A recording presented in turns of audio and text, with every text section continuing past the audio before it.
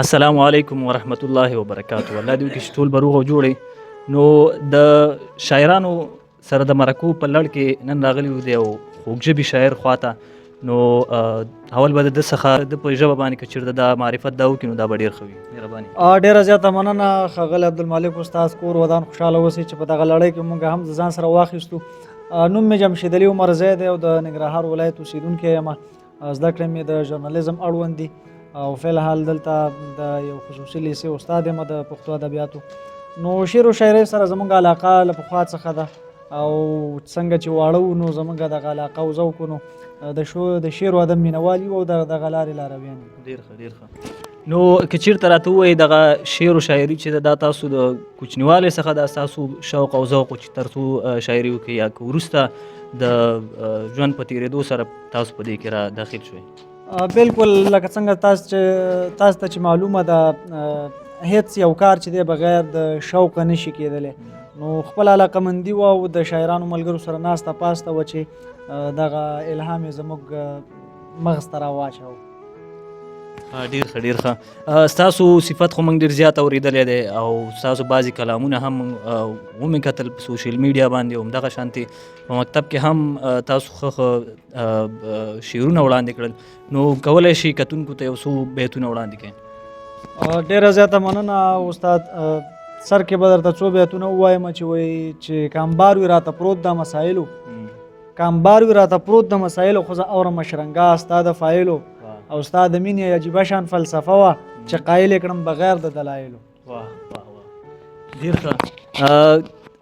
که چېرته لږ نور هم د دې خپل د شاعري په دغه باندې لږ نور هم نظر واچوئ چې آیا تاسو خپله هم شعرونه لیکئ یا ټول مثلا بعضې شاعران دي موږ سره لکه مثال به پکې موږ د فرمان کسکر ووایو چې هغه نو ځان نه به د لیکنه کوله، تاسو به هم لیدلی وي په سوشل میډیا باندې.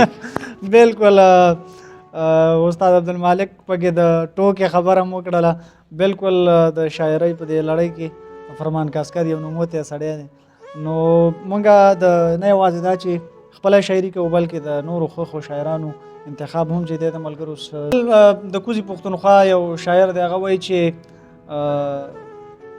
یو د هجران دا تلوسه نه ده، ډېر خوشی شی دی، بل بې جانانه شبګیره نه ده، ډېر خوشی شی دی او د غني خان کلام یې ولوست او پرې پوهه نه شو، بیا یې ویل دا فلسفه نه ده، ډېر خوشی شی دی. او بیا وایي چې یو په ګرمۍ کې دا روژه نه ده توبه وباسه، یو په ګرمۍ کې دا روژه نه ده توبه وباسه، بل د نسوارو دا نشه نه ده، ډېر خوشی شی دی. او خدای دې خطا مه کړه هلکه ګینې پوهه به شي، خدای دې خطا مه کړه هلکه ګینې پوهه به شي، دا ستا په بډه تماچه نه ده، ډېر خوشی شی دی. او هغه یې پوهه کړه غاویره یې کړه بد یې وکړل، هغه یې پوهه کړه غاویره یې کړه بد یې وکړل، فکر کوم دا آینه نه ده، ډېر خوشی شی دی.